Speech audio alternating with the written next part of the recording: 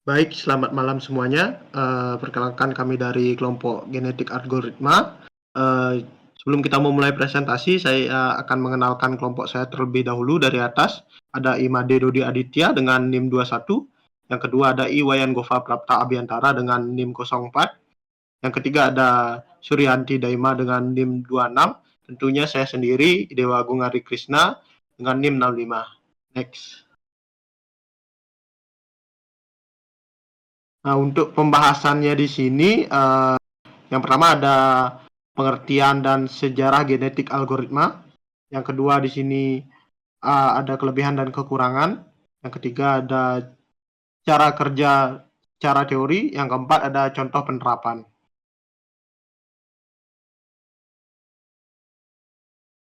Pengertian dan sejarah. Nah, di sini saya akan menjelaskan dari pengertian dan sejarah. Nah, untuk yang pertama, di sini sejarahnya dulu. Untuk genetik algoritma sendiri, yaitu ditemukan di tahun 1960, tentunya dikenalkan oleh John Holland.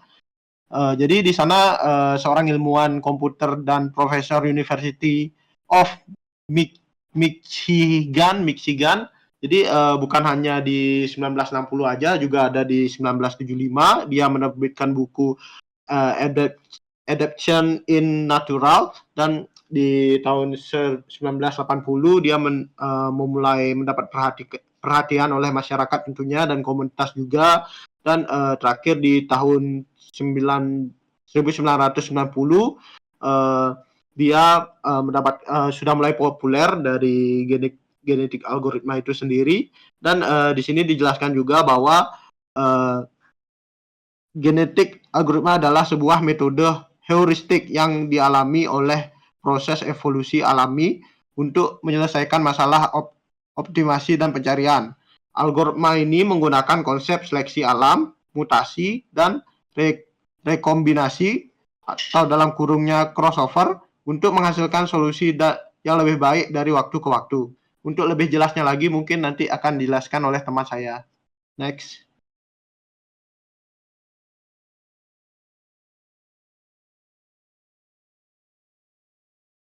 Silakan selanjutnya.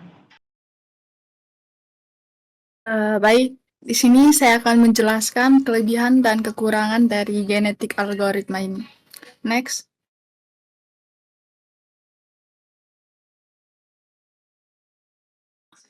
Jadi, kelebihan dari genetik algoritma ini itu yang pertama, dia ini dapat digunakan untuk berbagai jenis masalah optimasi yang tidak memiliki solusi analitik yang jelas. Terus yang kedua itu metode ini tuh dapat menemukan solusi yang baik dari yang diharapkan karena proses evolusinya itu dapat digunakan dalam algoritma genetika. Yang ketiga, dia itu dapat dioptimalkan dengan mengubah parameter. Terus dapat menemukan solusi global, bukan hanya solusi lokal saja. Yang terakhir, metode ini tuh dapat digunakan dalam berbagai aplikasi seperti optimasi proses industri dan juga routing dan pemodelan. Next.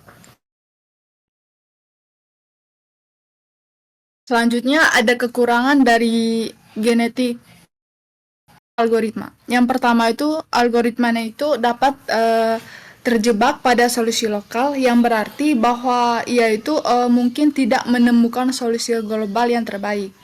Yang kedua, memerlukan waktu yang cukup lama untuk menemukan solusi yang diinginkan, terutama itu pada masalah yang kompleks, untuk masalah yang kompleks.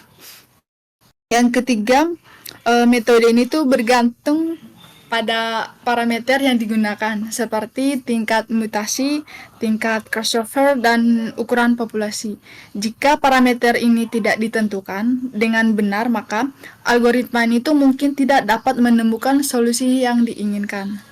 Yang keempat itu, metode ini tuh memerlukan pemahaman akan konsep evolusi dan juga genetika. Yang terakhir, metode ini tuh tidak dapat digunakan pada masalah yang tidak memiliki fungsi fitness yang jelas. Next. Jadi, aduh, kenapa kita harus memilih metode genetik algoritma ini? Next. Alasannya yang pertama, algoritma genetika itu fleksibilitas. Jadi fleksibilitas dari GA ini tuh dapat digunakan untuk berbagai jenis permasalahan optimasi, termasuk pada masalah multi objektif dan juga masalah yang memiliki banyak variabel. Yang kedua itu kinerja yang baik. Jadi GA ini tuh telah terbukti untuk menyelesaikan banyak masalah optimasi seperti knespec dan juga timetabling. Yang ketiga itu keefektifan. Jadi GA ini tuh telah terbukti sangat efektif untuk menyelesaikan berbagai jenis permasalahan optimasi termasuk pada masalah yang sangat kompleks. Yang terakhir itu perhitungan matematis yang sedikit.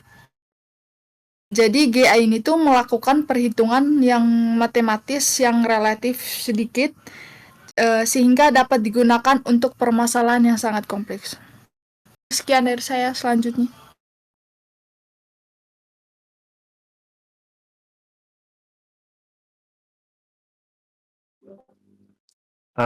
Baik, sekarang kita masuk ke cara kerja secara teori terlebih dahulu.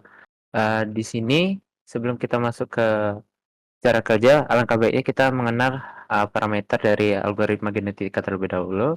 Yang pertama ada population size, yaitu jumlah chromosomes dalam populasi. Parameter ini mempengaruhi berjalannya suatu algoritma. Nah, mungkin dari para penonton sekalian tidak tahu chromosomes itu apa. Chromosomes itu adalah solusi potensial yang terdiri dari beberapa karakteristik atau yang bisa disebut dengan gen. Yang kedua ada crossover rate, yaitu presentase kromosomes yang dipilih dari generasi T untuk digunakan pada generasi T plus 1 untuk reproduksi. Yang ketiga ada mutation rate, yaitu kemungkinan suatu kromosomes untuk bermutasi. Yang keempat ada generation number, yaitu jumlah iterasi algoritma sebelum dihentikan. Next. Nah, kita masuk ke cara kerja algoritma genetika. Yang pertama itu ada initial population generation, yaitu langkah pertama dalam pembentukan populasi awal. Seperti yang digambar, itu ada 4 elemen yang setiap elemen itu mempunyai 6 gen yang berbeda-beda. Seperti yang pertama ada 0033, yang kedua ada 01 102 054 seperti itu, dan berbeda-beda setiap elemennya. Biasanya initial population generation ini digunakan sebagai acuan untuk cara kerja selanjutnya. Next ada fitness score evaluation. Nah, di sini tuh setiap kromosom dari populasi evaluasi untuk mendapatkan fitness score seperti mencari nilai kecocokan. Dari kerja pertama itu kita dievaluasi dulu untuk mendapatkan sebuah nilai, yaitu yang dinamakan dengan fitness score evaluation, untuk mencari nilai kecocokan dari nilai kerja algoritma genetika. Yang ketiga ada selection, yaitu proses seleksi dari fitness score untuk mendapatkan nilai kebugaran yang tinggi. Semakin tinggi nilai kebugarannya atau fitness score, akan semakin tinggi juga gen itu akan dipilih. Yang keempat ada crossover. Ya, ini adalah langkah yang paling terikat dengan reproduksi secara biologis. Kromosom yang dipilih dari generasi sebelumnya dicampur yang lain. Seperti digambar, di sini ada orang tua satu dengan memiliki gen seperti ini. Orang tua yang kedua, ibu memiliki gen seperti itu, dan mereka berdua punya anak dengan gen yang setengah ibu, setengah ayah, atau setengah ibu, setengah ayah, setengah ibu. Seperti itu. Dan di next untuk cara langkah yang kelima ada mutation. Mutasi di sini adalah meniru reproduksi genetik setiap kromosom. yaitu apa namanya, kerja yang sebelumnya itu dimutasi untuk mendapatkan gen acak. Gen acak ini biasanya boleh yang mana saja dipilih untuk yang menjadi nilai acak. Untuk yang secara simpel, cara kerjanya seperti ini. Bisa dilihat dari tabel. Dari yang pertama itu initial population generation, setelah itu di fitness score evaluation. Habis itu jika di stop conditionnya iya atau tidak. Kalau iya dia langsung menunjukkan hasil. Kalau tidak dia isi melewati proses-proses seperti selection, crossover, dan mutation. Dan tahap akhirnya pasti ada resultnya sendiri. Next, kita masuk ke contoh penerapan. Oke, di sini contoh penerapannya akan saya jelaskan. Di contoh penerapan ini mungkin akan menjelaskan lebih jelas lagi apa yang dijelaskan oleh Gova tadi. Nah, kalau Gova tadi kan secara teori, sedangkan untuk contoh penerapan ini secara praktik menggunakan program yang sederhana. Oke, bisa di next. Nah, di sini saya udah membuat program pencocokan kata dan udah ada di GitHub juga. Untuk Gova boleh di stop share screen karena saya mau share screen.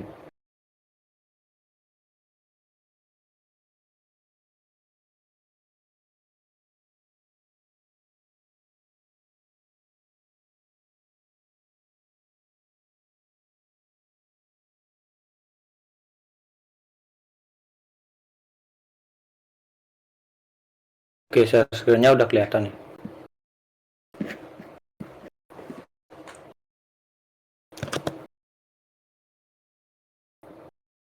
Oke, di sini genetik algoritmanya itu menggunakan untuk mencari kata dari populasi yang acak.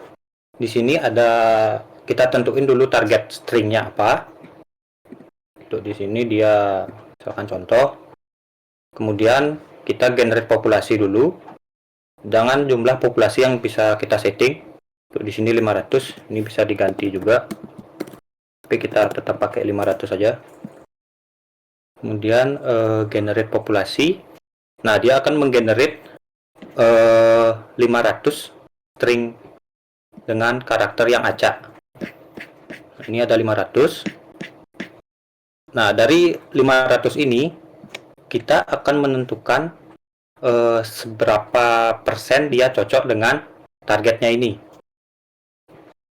Nah, di sini ada aksinya. Aksi tentukan skor, kemudian ambil 10 item teratas, dan buat generasi baru. Nah, kita tentukan skor dulu. Skor di sini seperti yang dijelaskan tadi itu di fitness score evaluation. Nah, kita tentukan skornya. Nah, di sini dia udah dapat tingkat kecocokan dengan targetnya. Di sini juga udah di sorting mana skor yang paling tertinggi, dia ada paling atas. Nah, setelah dapat skornya, kita ambil nih 10 item teratas di selection. Sebenarnya jumlah teratas yang diambil itu bisa kita atur, tapi di sini saya pakai 10. Ambil 10 teratas. Nah, udah di crop. Kemudian dari 10 ini kita generate lagi generasi baru, yang dimana string yang baru nanti itu akan lebih mendekati lagi dari targetnya.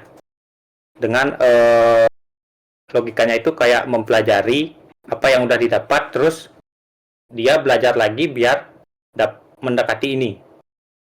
Oke, di sini buat generasi baru. Nah, di sini ke generate lagi generasi kedua, sama kayak tadi ada string, kemudian ada 500 juga. Nah, di sini kita tentukan skor lagi, ambil 10 item teratas, buat generasi baru. Nah, di generation 2 dia udah mendekati nih, udah 0,83. Jadi skornya ini antara 0 sampai 1. Kalau 0,83 ya bisa dibilang udah 83% lah, mendekati dari targetnya. Nah, kita berulang-ulang nih, terus tentukan skor, ambil 10 item teratas, buat generasi. Nah, di sini saya juga udah sediain button run. Run ini adalah gabungan dari ketiga button ini. Pakai run aja kita biar lebih cepat. Pakai run lagi, terus sampai biar dapat skor 1. Nah, ini udah dapat di generasi ke-8. Nah, untuk generasinya ini dia bisa berbeda-beda. Semisal kita coba lagi contoh stringnya contoh, terus kita coba lagi, dia bisa jadi nggak di generasi 8 lagi. Dia bisa di generasi ke-3, generasi ke-4, dan yang lain sebagainya. Nah, kenapa bisa seperti kayak gitu? Yang pertama itu ada karena populasi yang digenerate itu serba acak. Jadi emang stringnya itu random. Kemudian faktor kedua itu ada keberuntungan. Faktor ketiga ada probabilitas mutasi. Ini yang mempengaruhi faktor mutasinya. Jadi faktor mutasi itu angkanya dari 0 sampai 1. Nah, misalnya jika mutation faktornya ini 0,02, berarti ada kemungkinan 2% bahwa setiap karakternya itu akan mengalami mutasi atau perubahan. Oke, di sini kita coba string lain. Set dulu, misalnya soft computing. Kita generate populasi lagi. Di sini juga saya udah sediain button auto run, biar sebelum dia dapat 1 dia terus nge-generate. 86. Nah, untuk kata soft computing dengan populasi 500, mutasi 0,02, dan jumlah teratas diambil 10, itu dia dapat kata soft computing di generasi ke-18. Seperti itu. Jadi intinya kita mengulang terus sampai dapat skor 1. Ini mirip kayak metode brute force yang dia ngulang-ulang terus biar dapat hasil. Nah, untuk codingannya mungkin saya jelasin sedikit ya. Apa sih yang ada di balik logikanya ketika kita klik button tentukan skor, terus mengambil 10 item dan buat generasi baru, ini apa sih yang terjadi? Oke, di sini udah ada codingannya. Nah, ini ada button tentukan skor, yang dimana saat diklik akan memanggil function handle score. Oke, kita cari handle score. Nah, yang dimana handle score ini setiap item dari populasinya akan dikalkulasi menggunakan function ini lagi, score at population item. Nah, di function ini kita ngecek dulu berapa panjang teksnya. Kalau misalkan kosong, dia akan langsung return 1, atau ya udah cocok karena stringnya kosong, nggak ada. Nah, kemudian untuk skornya di sini ini ada panjang teks targetnya, kemudian dikurangi dengan char diff. Char diff ini artinya perbedaan masing-masing karakter antara target dan teks yang random ini, berapa yang beda per karakternya. Nah, ketika udah dapet, kemudian dibagi lagi dengan jumlah karakter dari targetnya untuk mencari rata-rata. Nah, kemudian di return dah ngambil 2 angka di belakang koma. Dia akan dapat seperti kayak gini skornya. Ini berarti udah 93% dia mendekati ke sesuai target. Kalau di sini di generasi 16 dia masih 86%, di sini masih 86% karena dia masih terus nyoba secara acak. Kemudian itu untuk menentukan skor. Nah, untuk mengambil 10 item teratas, Kita turun lagi, ambil 10 item teratas di handle prune. Nah, ini kita tinggal motong aja arraynya dari 10 teratas tadi. Ini kan keep-nya ini kita kasih nilai 10. Untuk pemotongannya itu aja. Dan yang terakhir itu nge-generate generasi baru. Nah, untuk generasi baru ini kita nge-generate-nya sama kayak nge-generate generasi waktu pertama, cuma teksnya itu logikanya yang berbeda. Nah, ini kan untuk generate pertama dia cuma random. Nah, di sini ada function random citizen, yang dimana random citizen ini teksnya berupa generatan hasil random juga. Ini serba random pokoknya, nggak ada yang di hardcode. Nah, random citizen from keepers. Jadi di sini kita nyari di generasi yang sebelumnya dia. Semisal kita mau generate generasi ke 19. Yang ini dulu. 17. Nah, sebelum generate ini dia ngambil dulu data yang dari generasi 16. Generasi 16, kemudian source ini dia akan mengambil yang random dari list generasi 16 ini. Random udah didapat, kemudian dicari teksnya, dan teksnya ini akan dicari ke indeks targetnya ke berapa. Jadi ini di looping per target stringnya itu di looping, jadi hasil loopingan ini per satu karakter. Nah, itu akan dicari, kemudian nge-generate lagi random nomor. Math.random ini dia nge-return 0 sampai 1.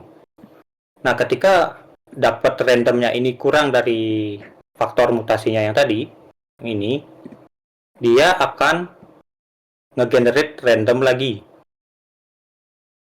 karakternya. Dia nggak ngambil dari yang sebelumnya, tapi nge-generate random karakter baru.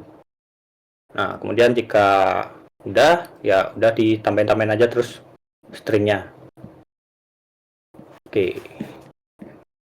Mungkin seperti itu aja sih penjelasan untuk programnya. Dan untuk programnya ini juga udah ada di GitHub dan udah terdeploy juga di sini di Vercel udah saya deploy. Nanti untuk linknya akan saya sertakan juga di deskripsi YouTube-nya. Oke, untuk waktu saya kembalikan ke Gongari.